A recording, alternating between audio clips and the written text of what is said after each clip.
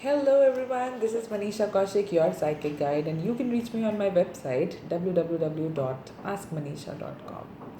आज हम बात करने वाले हैं गुस्से की, एंगर मैनेजमेंट की। बहुत से लोग जो मुझे पर्सनली जानते हैं कई बार मुझसे पूछते हैं कि what is it, how come you always smiling, आप मैनेज कैसे कर लेते हो, आपको गुस्सा नहीं आता। आई थिंक शायद कुछ ही लोग होंगे जिन्होंने लिटरली मुझे बहुत गुस्से में कभी देखा होगा। तो what I tell them is I am as human as you are. मुझे भी गुस्सा आता है, पर मुझे उस गुस्से को कंट्रोल करना भी आता है। तो क्या ऐसे टिप्स हैं जिनसे हम अपने गुस्से पर काबू कर सकते हैं? अगर हैं तो उन्हें हमें कैसे करना चाहिए, आज हम कोशिश करते हैं कि थोड़ा बहुत शेयर करें। देखिए, सबसे पहले let's just understand the basic reasons कि किसी को भी गुस्सा क्यों आता है। शायद जब सामने वाला बहुत ज़्यादा डाउनलोड दे रहा हो अपनी सिचुएशन का, जो आप हमारे यहाँ पे जगह ना हो, कि स्पेस ना हो कि हम उसे सुन सकें, तो हम इरिटेट होना शुरू हो जाते हैं। सेकंड, लाइफ पे गुस्सा कब आता है? We wanted a certain thing to happen which is not happening at the right time. हम कुछ सुनना चाहते थे जो हमें नहीं सुनने को मिल पा रहा, तो क्या होता है कि अंदर से इरिटेशन शुरू होती है। वो इरिटेशन जो है वो फ्रस्ट्रेशन में डेवलप हो जाती है। फ्रस्ट्रेशन स्ट्रेस को बिल्ड करता है और हमारा गुस्सा निकल जाता है।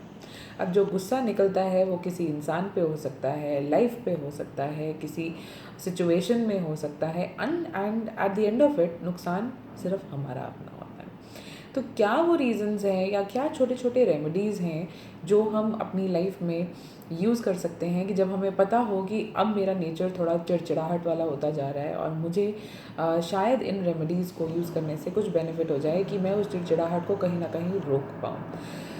एक चीज़ रेमेडी सजेस्ट करने से पहले मैं क्लियर कर दूं कि कई बार हमारी हॉरोस्कोप में कुछ ऐसे प्लानिटरी कॉम्बिनेशंस होते हैं जिनके कारण हमारा जो स्वभाव है, हमारा जो नेचर है, वो गुस्से वाला हो जाता है। At times we are misunderstood as well, कि हम कहना कुछ और चाहते हैं, कह कुछ और देते हैं और सामने वाला समझ कुछ और लेता है। तो वो कहीं ना कहीं जो है वो प्लानिटरी पोजीशंस का भी रोल प्ले करता है, जिसके लिए शायद आपको पर्सनली ही इवैल्यूएट करके वो रेमेडीज़ लेनी चाहिए, बजाय कि आप ये जनरलाइज रेमेडीज़ को करें और आप बोलें कि मुझे कुछ फ़र्क नहीं पड़ा। वैसे ऐसा नहीं हो सकता। जो रेमेडीज़ मैं आपको बताने वाली हूँ उससे डेफिनेटली फ़र्क तो पड़ेगा ही। ये हो सकता है कि शायद उसकी मात्रा थोड़ी कम हो या स्पीड थोड़ी स्लो हो। वो डिपेंड ये भी करता है कि आप मेरी बातों को कितना सीरियसली लेते हैं और कितना रिलीजियसली जो मैं बता रही हूँ उसे फॉलो करते हैं। सबसे पहली बात, अगर आप जानते हैं कि मेरे नेचर में चिड़चिड़ाहट आ रही है और मुझे अपने इस गुस्से पर काबू करना है, तो आपको कुछ रेमेडीज़ जो करनी चाहिए, जिनमें की पहली है एन्चांटिंग अ मंत्र। आप कोई भी मंत्र ले सकते हैं, वो देवी मंत्र हो, वो गणपति का मंत्र हो, वो शिव का मंत्र हो। किसी भी मंत्र को अपने दिल से अपनाइए और उसमें उसे डेली नहाने के बाद जब आप पूजा करने के लिए बैठते हैं, उसे ज़ोर से बोलिए। अब मंत्र में बहुत इंपॉर्टेंट चीज़ है कि आप राइट प्रोनाउंसिएशन, मंत्र का सही उच्चारण जो है वो बहुत इंपॉर्टेंट है। सबसे सिंपल अगर कोई मंत्र जो हमने बचपन से सीखा होगा वो होगा गायत्री मंत्र। और गायत्री मंत्र पढ़ने से मन को और दिमाग को बेहद शांति मिलती है। अगर आप गायत्री मंत्र को बोल सकते हैं तो उसे कोशिश कीजिए कि सुबह 1 से लेकर 11 बार तक ज़रूर बोलिए। जितना बोलते जाएंगे उतनी अंदर मन में शांति जो है वो आती जाएगी। अब कुछ ऐसे लोग होंगे जो कहेंगे कि हमें गायत्री मंत्र भी नहीं आता। नेवर माइंड, सिर्फ एक ओम जो है उसमें इतनी ताकत है कि अगर आप सिर्फ ओम का उच्चारण सही ढंग से करें, जब आपकी नेवल से लेके माइंड तक जो वाइब्रेशंस हैं वो जाएंगी, तो उससे भी आपको बहुत रिलीफ मिलना शुरू होगा।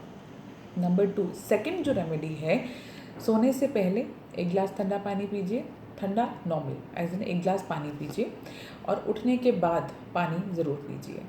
ये जो रेमेडी है वो सुनने में बहुत ही कॉमन और जनरल लग रही होगी, बट नेवर माइंड, कई बार मुझे लोग ऐसे कमेंट्स लिखते हैं, क्या नया बताया, सब कॉमन ही तो था, सब जनरल ही तो है।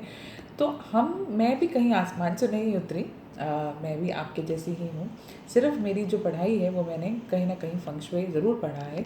जो फंग शुई कहता है, feng shui is basically the study of wind and water. तो जब आप मंत्र का उच्चारण कर रहे हैं, आप बॉडी की एयर को रेगुलेट कर रहे हैं। जब आप पानी पी रहे हैं, you are actually working on your BP as well, कि आप जो है वो पानी जो पीने से आप बॉडी का टेम्परेचर जो है उसे रेगुलेट ज़रूर कर रहे हैं। थर्ड रेमेडी जो आपको करना चाहिए, कई बार हम देखा होगा कि हम गुस्से में हम खुद भी कह देते हैं you, take care of your words, you know, watch your words, मुझसे ऐसे नहीं बात कर सकते तुम। तो ये जो उँगली है ना, जो हम दूसरे की तरफ पॉइंट आउट कर देते हैं, इससे सामने वाले का भी गुस्सा, उसका भी बीपी जो है वो बढ़ना शुरू हो जाता है। तो अगर आपकी नेचर में वो पार्ट आ गया है, वो पोर्शन आ गया है कि जहाँ आप ऐसे करके ही किसी से बात करते हैं, या हाथ जो है वो ज़्यादा बात करते हुए उठ जाता है, तो आई वुड सजेस्ट यू कि वेयर अ लाइट ब्लू और अ white coloured band in your right hand, क्योंकि उससे आपका गुस्सा जो है वो कहीं ना कहीं, right hand is the hand of action, तो वो एक्शंस को धीरे धीरे पैसिफाई करना शुरू करेंगे। और दूसरी चीज़, जब भी उंगली उठाएंगे तो आपको वो वाइट बैंड जो है वो नज़र आएगा, जो साइकोलॉजिकली आप में जो है इम्प्रूवमेंट करेगा कि मुझे गुस्सा नहीं करना। दूसरा पोर्शन हम वो डिस्कस करते हैं जब हमें तो गुस्सा नहीं आता, पर हमारे घर में कोई ऐसा सदस्य है जिसे बेहद गुस्सा आता है, और हमें ये भी नहीं समझ आता कि हम उसका गुस्सा कम कैसे करें।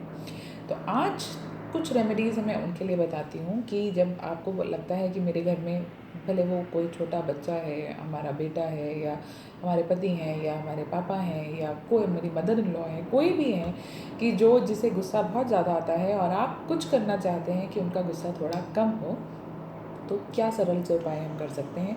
उनके नहाने के पानी में डेली आदत बनाइए कि थोड़ा सा गंगा जल ज़रूर ऐड कर दें, जिससे कि उनको जो है थोड़ी सी पीस जो है, मानसिक शांति जो है वो मिलनी शुरू होगी। सेकंड जो हम रेमेडी कर सकते हैं वो ये है कि उनके कमरे में छोटा सा बाउल लें, उसके अंदर शाम को जो है वो पानी भर दें, और फ्लोटिंग दियाज़, कितने फ्लोटिंग दियाज़? 5 फ्लोटिंग दियाज़ जो है वो आपको बाउल में जलाने हैं, और उनको जला के छोड़ देना है।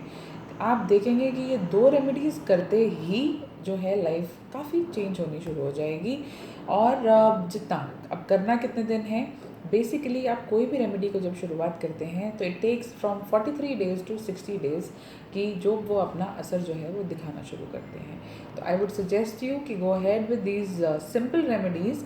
और मैं फिर वही बात कहूँगी कि इसको, अगर कोई आपको लगता है कि ये इन रेमेडीज़ से मुझे थोड़ा ही फ़र्क पड़ा है, ज़्यादा नहीं पड़ा है, you should definitely consult a good astrologer who could just evaluate your chart in detail and tell you कि आपको और कौन से रेमेडीज़ करना चाहिए, या किस प्लानिटरी पोजीशन के कारण जो है वो ये गुस्सा अभी तक कम नहीं हुआ है, और नेचर जो है वो चेंज होता जा रहा है। Till then, bye from my side. Stay in touch.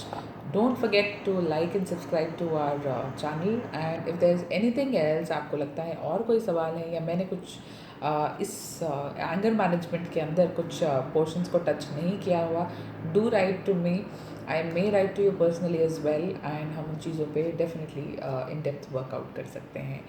All the very best and see you again soon. Take care, bye.